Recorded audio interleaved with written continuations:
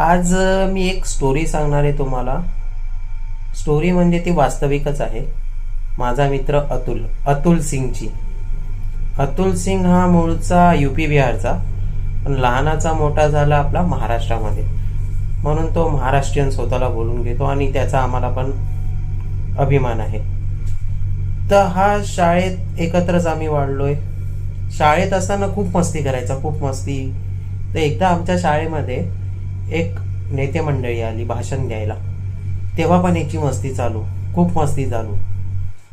सगळे प्रिन्सिपल बोलताय शांत बस, टीचर्स बोलताय शांत बस, पण हा काही शांत बसायला तयार नाही. तेव्हाच आमच्या एका टीचरने एक युक्ती लढवली आणि भारताचा नकाशा होता.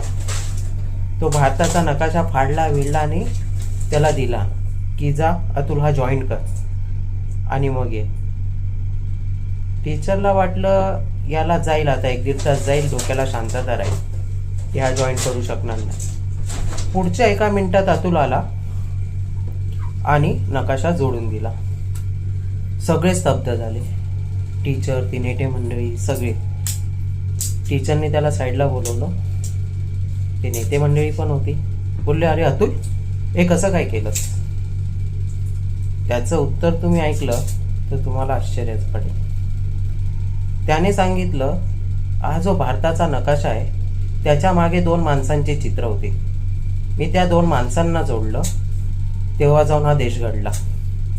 सांगण्याचं तात्पर्य असं की माणसाला माणूस जोडला गेला ना तर देश घडतो.